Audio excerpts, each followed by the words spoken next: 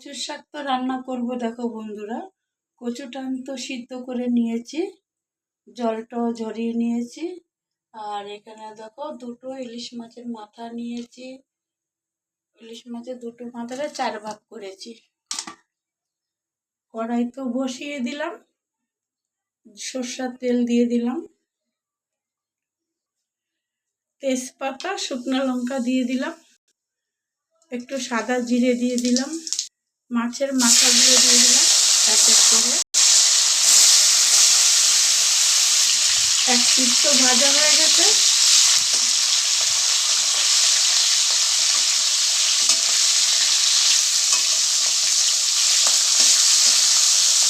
মাছের মাথাগুলো তো ভালো করে ভেজে নিচ্ছি।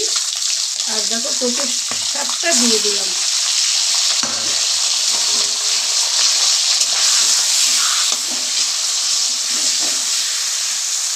পরিমাণ মতন কাঁচা লঙ্কা দিয়ে দিলাম, হলুদ দিয়ে দিলাম পরিমাণ মতন, আর সাথে ভাজা জিরের গুঁড়ো দিয়ে দিলাম।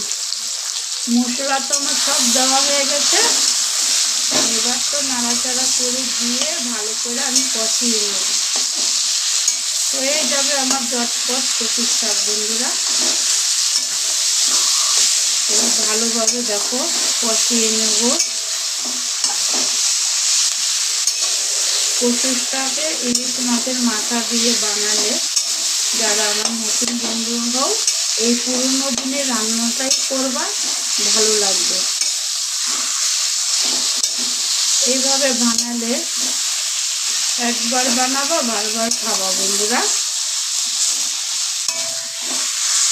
তবে কচুর শাকটা তো ভালোভাবে একটু আর জল নেই, আর যত কষানো হবে নাড়ুর মতন পাকানো হয়। এইভাবে কচুর শাক যত টানাবে তত তো ভালো হবে কচুর শাক। আর একটু লাস্টে চিনি দিয়ে দিলাম, আর কিছুই দেব না। আর একটু নাড়াচাড়া করে দিয়ে নামিয়ে দেব। সম্পূর্ণ রেডি আমার কচুর শাক। কেমন হলো বন্ধুরা? ভালো লাগলে একটা লাইক শেয়ার করো।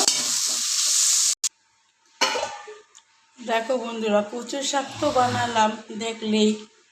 আর সাথে কি কি হয়েছে আমাদের? কচুর শাক, মাছের ইলিশ মাছের মাথা দিয়ে। আমাদের তো প্রিয় খাবার, সবসময় তো ইলিশ মাছ খায় না, আর পাওয়াও যায় না। গঙ্গার ইলিশ মাছের মাথা পেয়েছি, মাছ পেয়েছি, তার জন্য মাথাটা দিয়ে আজকে কচুর শাক হলো বন্ট।